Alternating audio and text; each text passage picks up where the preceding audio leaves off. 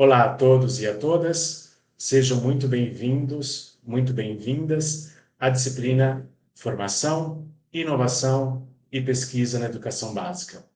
Eu sou o professor Álvaro José dos Santos Gomes e vamos, nessa videoaula, dar sequência ao módulo 2. No módulo 2, intitulado A Escola como Laboratório Científico, estudamos a unidade 1, relacionada à formação do professor. Isto é, de que modo o professor pesquisador ele pode colaborar na formação de nossos alunos na educação básica.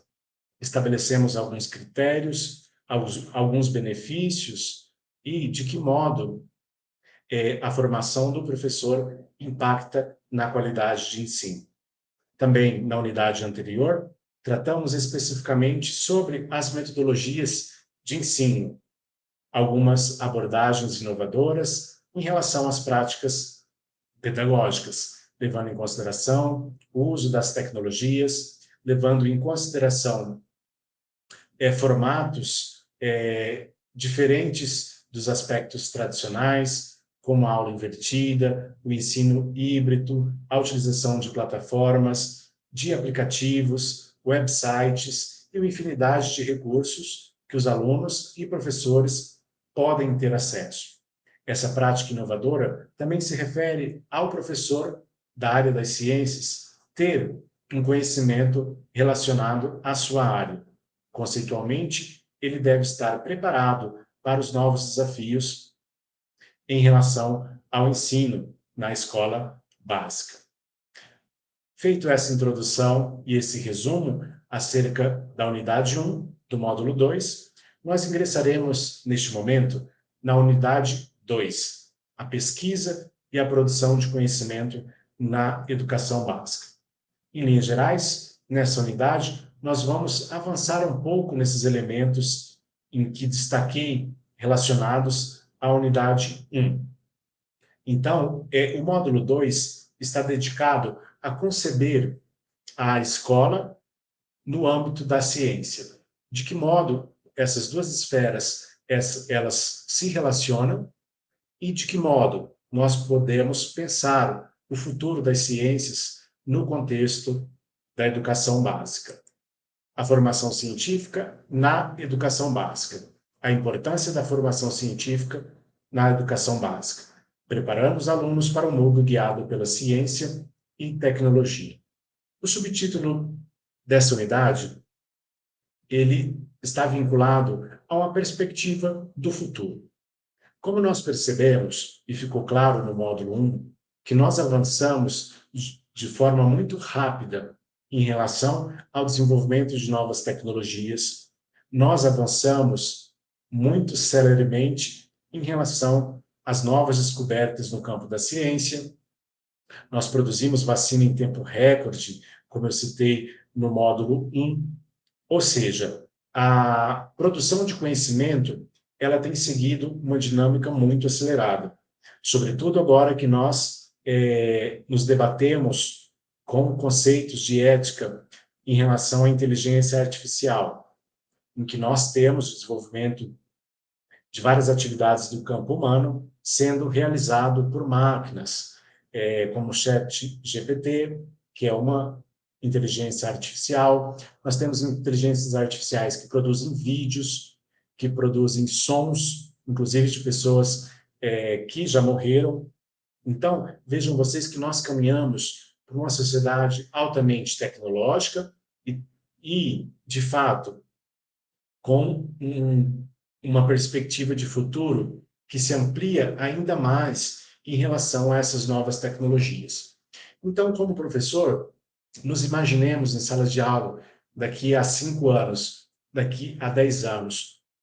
Como serão as ferramentas, como serão as abordagens relacionadas ao ensino das ciências?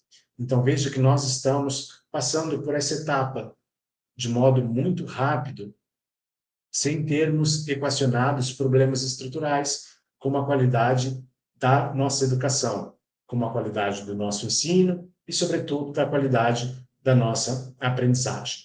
Então, essa unidade 2 é um convite a que nós possamos pensar essas questões e debater um pouco mais acerca dessas ideias. A formação científica na educação básica desempenha um papel fundamental na preparação dos alunos para os desafios do mundo contemporâneo. Se na década de 90 nós tínhamos uma perspectiva de formação de um aluno, hoje a nossa perspectiva de formação desses alunos, considerando os desafios do mundo contemporâneo, é totalmente distinta.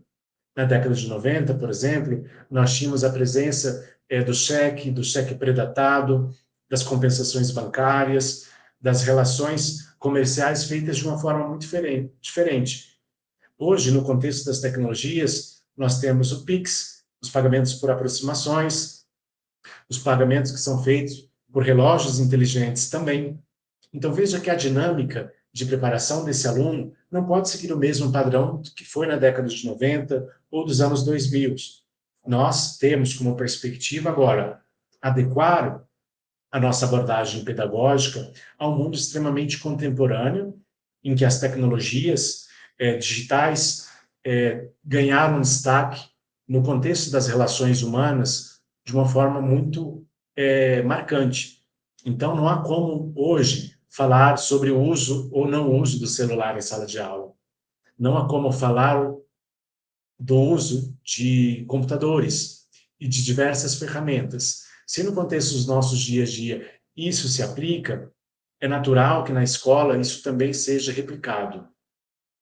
Outro item da nossa introdução, a ciência, ela promove o desenvolvimento de habilidades essenciais e pensamento crítico, além de despertar a curiosidade e o interesse pela ciência. E dessa forma, aqui também, além de ser um benefício, é também um outro problema. De que modo a gente pode desenvolver as habilidades essenciais dos nossos alunos e o pensamento crítico, se quase nós não conseguimos reter a atenção desses alunos para as nossas aulas? Ou seja, as redes sociais, a utilização de apps, a utilização de diversas outras ferramentas que retira o foco dos nossos alunos. Então, abordagens pedagógicas diferenciadas que permitam o desenvolvimento crítico das habilidades desses alunos são fundamentais para que possamos ter resultados condizentes com o esforço que vem sendo empreendido pelos professores. Quanto à construção do conhecimento, nós temos que a formação científica permita que os alunos construam conhecimentos sólidos sobre os fundamentos científicos. Eles aprendem a compreender e aplicar conceitos científicos de maneira significativa, conectando a teoria com a prática. No módulo anterior, eu destaquei a presença das feiras de ciências nas escolas, que ocorre, via de regra, uma vez por ano. Vejam vocês que nessa dinâmica os alunos se envolvem, estabelecem vínculo e interesse pela pesquisa que estão desenvolvendo, considerando em que vão expô-las depois ao público externo. Esse envolvimento é a meta, seria o ideal que nós tivéssemos no dia a dia no ensino de ciências. E para que isso ocorra, de fato, a gente pode utilizar esse exemplo das feiras de ciências. Os alunos se envolvem e participam de modo significativo, por quê? Porque os alunos colocam a mão na massa, eles se envolvem com a pesquisa, eles produzem os materiais, eles realizam experimentos e promovem a dinâmica de interação de grupo, considerando que a ciência ela está baseada em uma dinâmica muito colaborativa. Então, desse modo, pensando nesse exemplo, a gente verifica o conceito e a prática relacionada ao desenvolvimento das disciplinas e das matérias, dos conteúdos, são fundamentais para que o aluno possa ter essa capacidade de colocar em prática os seus conhecimentos adquiridos. Além disso, essas práticas, elas consolidam também o desenvolvimento do pensamento crítico, porque o aluno, ao interagir com os colegas, além de promover o espírito colaborativo, eles conseguem desenvolver uma linguagem de comunicação a fim de externalizar os seus pontos de vista, o que é algo fundamental para o desenvolvimento do pensamento crítico. Ouvir o outro, estabelecer uma ponte discursiva, contrapor argumentos e melhorar a retórica. Então, a construção do conhecimento científico, ela envolve diversas etapas, é muito dinâmico. Não há como mais se imaginar uma aula de biologia, de química, de física, sem os componentes práticos, né? Por exemplo, como explicar a aceleração na física, o movimento, a gravidade, a força relacionada à natureza, ao universo. Então, essa perspectiva de que o ensino apostilado ou com o livro didático vai conseguir atender os objetivos de uma formação ampla e de uma formação que consolide esse pensamento crítico, é desacreditar no poder do conhecimento aplicado na prática, como nós já sabemos, e com diversas outras teorias da aprendizagem, na área da pedagogia, na área das neurociências, em que o conhecimento ele é retido a partir do momento em que há uma relação prática com aquilo que foi ensinado. O desenvolvimento do pensamento crítico é uma outra característica que já comentamos, inclusive, em unidades anteriores. Através da formação científica, os alunos são estimulados a questionar, analisar evidências e a formular hipóteses. Imagine que esses alunos, em um grupo, no WhatsApp ou em grupos outros nas redes sociais, se deparam com uma fake news. Se esse aluno tiver uma formação científica consolidada, além de afirmar que aquele conteúdo é visivelmente falso ou fraudulento, ele pode utilizar dos conhecimentos científicos para exemplificar as razões pelas quais aquele conteúdo transmitido ele é inverídico. Vejam vocês que o ensino de ciência não só promove esse espírito de formação humana, mas também ele impacta na sociedade, uma vez que notícias falsas podem ser contestadas por pessoas simples, como nós, não precisando de uma autoridade científica para fazer uma checagem, para considerar que aquela notícia ela é evidentemente falsa. O pensamento crítico é essencial para avaliar informações, tomar decisões fundamentadas e resolver pensamentos complexos. A tomada de decisões fundamentadas relaciona-se àquilo do que é crível, do que não é crível, ou seja, do que é verdadeiro, do que não é verdadeiro. Imaginem vocês um aluno do ensino médio que se recusa a tomar vacina contra a Covid ou contra a gripe, porque recebeu uma corrente de WhatsApp que os efeitos colaterais das vacinas não foram ainda amplamente estudados e que pode desenvolver algum tipo de doença. Se esse aluno perpassou por uma formação consolidada e tem um pensamento crítico, ele começa a se questionar se de fato aquela informação ela é verdadeira ou se não é verdadeira. E além disso, ele consegue, através de elementos consolidados na ciência, refutar aquelas informações. Então, além de desenvolver esse pensamento crítico científico, ele promove também a informação. Por isso que as tomadas de decisões fundamentadas são importantes nas áreas das ciências. Promoção da curiosidade e investigação. A formação científica desperta a curiosidade natural dos alunos e os incentiva a explorar, investigar e fazer descobertas por si mesmos. Como no exemplo que eu destaquei, em relação aos alunos que desenvolveram no Instituto Federal a iniciação científica relacionada à robótica.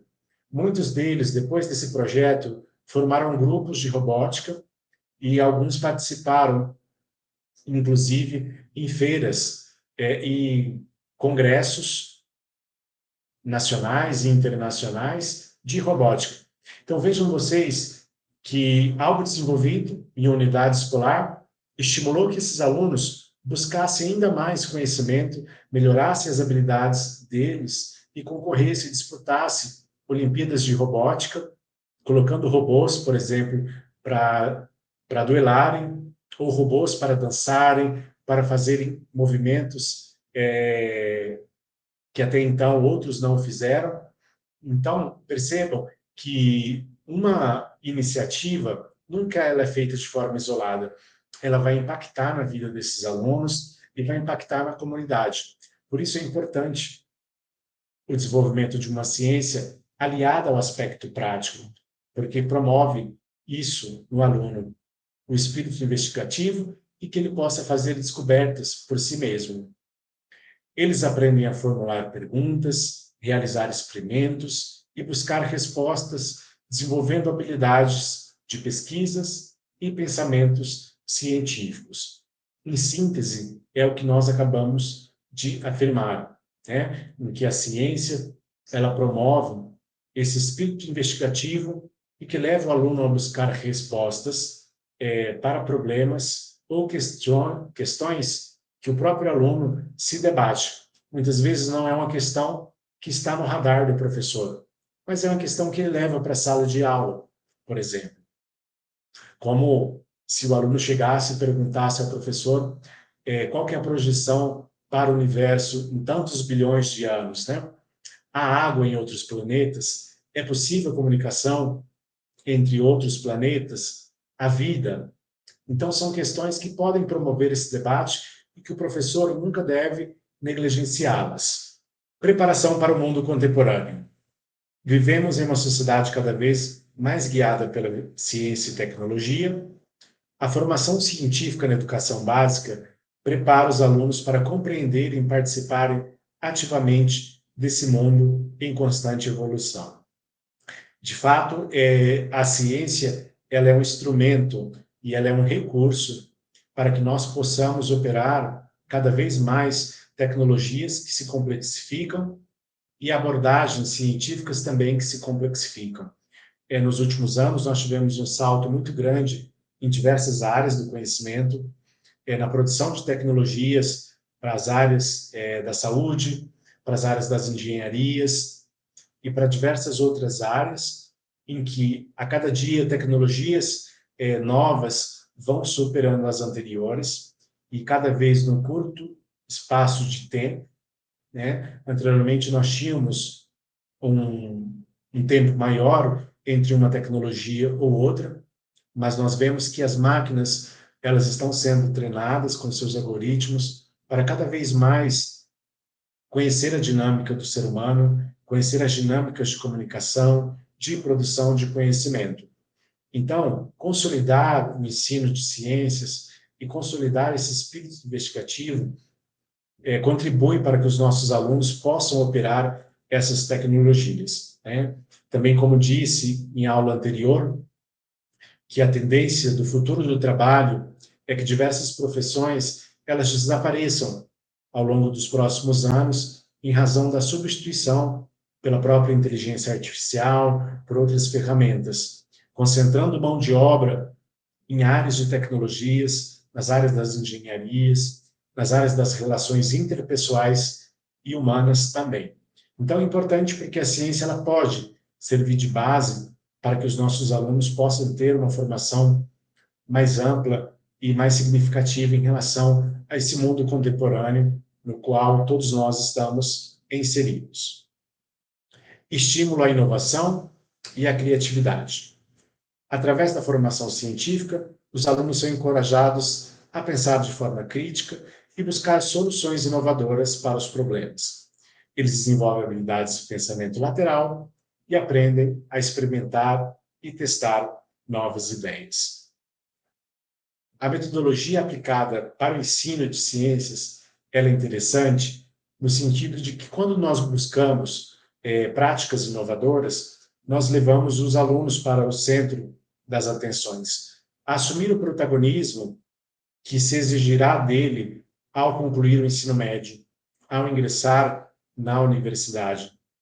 E cada vez mais, nos recrutamentos de funcionários de empresas relacionadas às áreas da tecnologia, buscam pessoas que tenham capacidade de encontrar soluções inovadoras para problemas reais. Essa é uma das grandes características relacionadas ao campo dos recursos humanos para a contratação.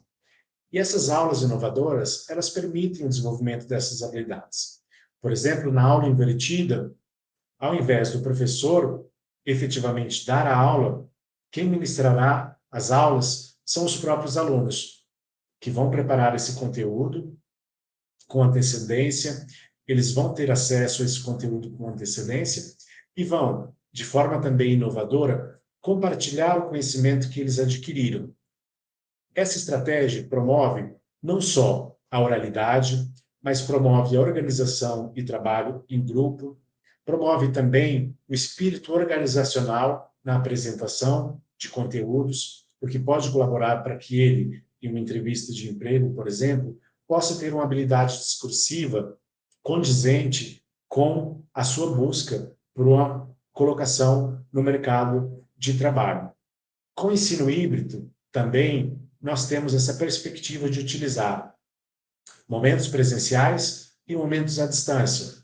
Utilizar o Google Meet, por exemplo, utilizar o Moodle, que é um ambiente virtual de aprendizagem, a dominar tecnologias. Então, vejam vocês que essas metodologias, esse estímulo à inovação e à criatividade, ele parte também do pressuposto do domínio das tecnologias, do domínio de cada vez mais ferramentas que estão disponíveis, como Canva, como Google Apresentações, como a perspectiva da plataforma Anchor, em que os alunos podem produzir os seus próprios podcasts, como o Loom, na captura e gravação de imagem. Então, vejam que há muitos recursos e potencialidades com os usos das tecnologias que levará esse aluno a dominar cada vez mais esses espaços tecnológicos de comunicação.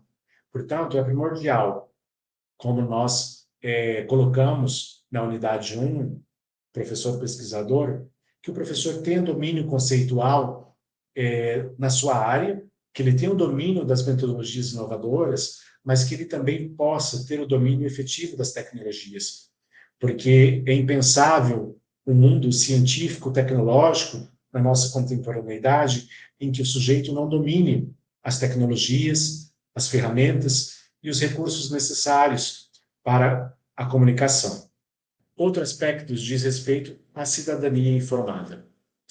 O professor de ciências, da área das ciências, que conseguiu transmitir conceitos e teorias científicas por meio de uma perspectiva metodológica inovadora, esperará como resultado a formação de um cidadão crítico, no sentido em que ele terá possibilidades e recursos necessários para tomar decisões informadas e baseadas em questões científicas e tecnológicas. Ele será agente de transformação da realidade social, no sentido em que poderá conter a disseminação de fake news, ele poderá levar conhecimento relacionados ao campo da saúde, de tratamentos e de várias outras perspectivas. Além disso, não será um aluno ou um cidadão negacionista, em que acreditará na Terra plana, em que acreditará na disseminação de informações falsas relativas a questões que sabemos que são questões falsas. Por essas e outras questões, quando pensamos nos parâmetros curriculares, quando pensamos na Base Nacional Comum Curricular, em que o objetivo é transformar a realidade social por meio da educação, na formação de cidadãos conscientes de suas responsabilidades, a ciência retira esse véu da ignorância. E a ignorância no sentido do não conhecimento. E uma vez que o aluno conhece a realidade científica, em que ele pode se posicionar em relação a diversos assuntos, ele consegue promover a sua independência cidadã, no sentido de não aceitar com passividade toda e qualquer informação. Nessa aula, nós abordamos alguns tópicos relativos à educação básica e à ciência, a escola como um laboratório científico.